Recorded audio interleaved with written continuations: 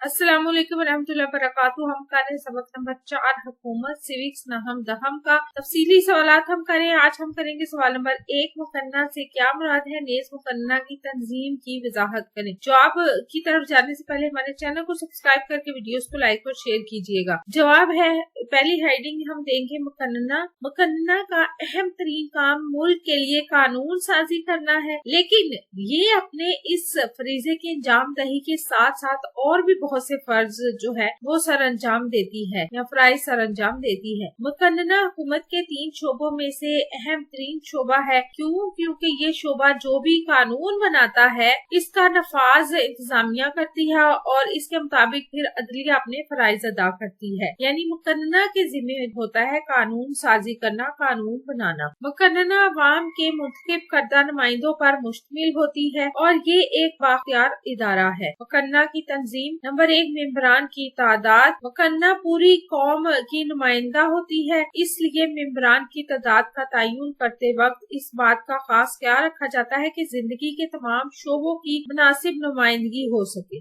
और ये भी जरूरी है कि बहस मुबासे के लिए मेंबरान की तादाद इतनी ज्यादा ना हो कि ऐवान का नज़्म ज़ब्त बरकरार रखना ही मुश्किल हो जाए और किसी नतीजे पर पहुँचने में दुश्वारी पेश आए। दस्तूर के मुताबिक मुकन्ना के अरकान की तादाद मुकर्रर होती है। अगला है नुमाइंदगी का असूल। मौजूदा जमहूरी दौर में अवामी नुमाइंदगी के असूल को बालादस्ती हासिल हो गई है। नुमाइंदगी के इस जदीद असूल के मुताबिक मुल्क के वोटरों की तादाद उम्र और अहलियत के एतबार से मुतय्यन की जाती है ताकि हर हलके के लोगों को ऐवान में नुमाइंदगी मिल सके या उन्हें हासिल हो। मुद्दत एक अहम चीज मुकन्ना की मुद्दत का तयन करना होता है। मुद्दत ना तो इतनी मुख्तसर हो कि मेंबरान को कानून साजी के मुतालिक मामलात का इल्म भी न हो सके और मुद्दत जो है वो खत्म हो जाए, और ना ही ये मुद्दत इतनी तवील हो कि इन हालात में बिल्कुल तब्दीली वाक़या हो जाए जिनके तहत मेंबरान का इंतखाब अमल में आया है। अगला है तरीका इंतखाब। मुकन्ना के मेंबरान का इंतखाब बिलावास्ता या बिलवास्ता तरीके से किया जाता है। आपको हमारी वीडियो कैसी लगी? चैनल सब्सक्राइब करें, वीडियोस को लाइक और शेयर करें। अपना और अपने प्यारों को रखें ढेर सारा ख्याल। अल्लाह हाफिज।